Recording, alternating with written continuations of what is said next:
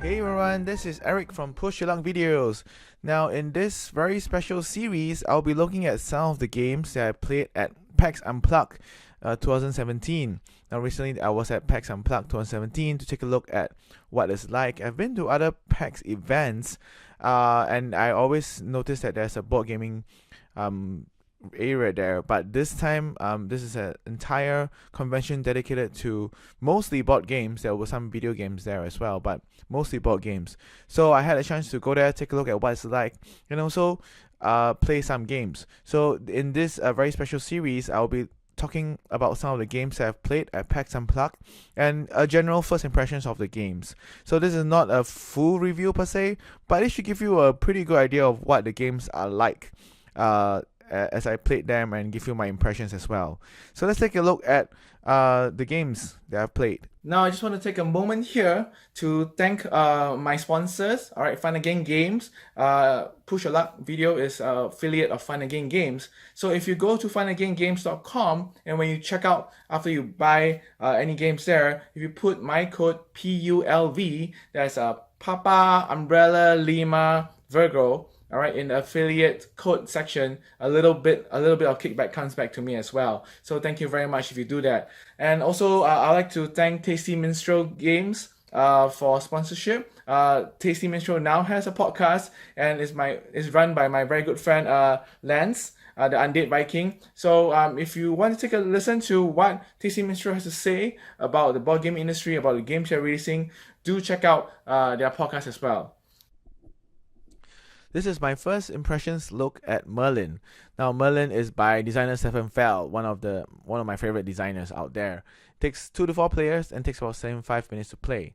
Now in Merlin, which is based on King Arthur's theme, players are trying to do. How do I explain this? So players control a castle or part of the castle, and they're trying to ensure that as they move around the board to do certain actions on the board, they are trying to get as many points as they can through placing getting majority in different areas on the board. All right, majority in influence, as well as building their own estates. All right, there's an estate board as well, so you're trying to build estates on estate board, because if you have majority of a particular type of region or particular type of land type in the area board, then you also score points as well. The game lasts 6 rounds, all right, and at the end of every 2 rounds there's a scoring phase, and the scoring phase will be determined by if you manage to repel traders. So there'll be traders coming at your castle walls, and if you manage to repel them, then you will not get negative points. So as well as you'll be scoring points based on how you build the different estates, and if you'll also be able to score points depending on if you are majority influence in each particular area. So at the start of the game, each player will have their own tableau, and you see that there's 4 different round discs. So these are your different actions that you can take around the board. All right, and each of them will do different things. One of them will allow you to place influence. One of them allow you to get resources, which will then allow you to build estates in the land map. All right, one of them will also allow you to get flags from the different estates, and one of them will allow you to get shields. All right, the shields will help you to block traders. The game is about placing dice. All right, you choose. You have one of your person on the board that's moving around this circular track, action track. Merlin is also on the board. Merlin is neutral. Everybody can use Merlin. During the start of each round, you roll all 3 dice, and then you decide on your turn. You decide which dice to use. If you use your own dice, you use one of them, and then you move your character around the board clockwise. Which action space you land on at the end, you do the action. Merlin dice allow you to move Merlin either clockwise or anti-clockwise. It's up to you. So throughout the game, there's a lot of a lot of this manipulation will happen. The good thing about the game is that not one player can block action spot, so it doesn't mean that you need to skip over another player. I thought that would be the case because that will make it more interesting and more cutthroat, but I guess they didn't. I guess he did not want to make it so devious, because it will mean that if you roll badly, then you're kind of screwed in a way.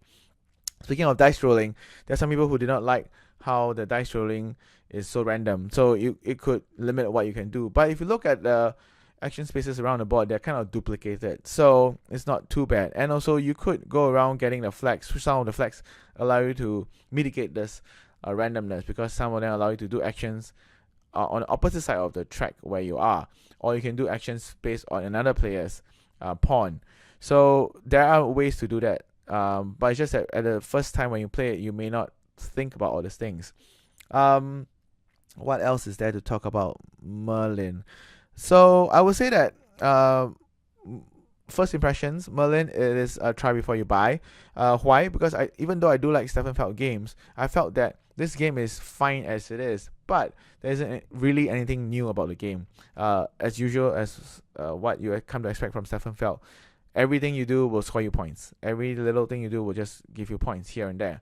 So it's just that how can you maximize your actions to get the most points at the end of the game.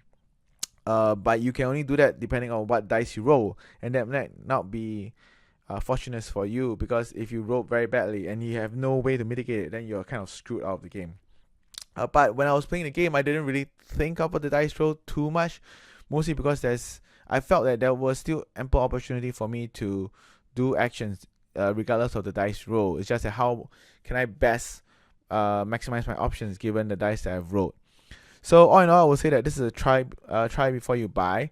There are definitely a lot of other games that came out from Essen that I feel is a bit more different or a bit more interesting than Merlin. So I would say Merlin is okay, it's okay, but I was kind of hoping a bit more, or maybe that I was hoping for a more unique mechanism as well.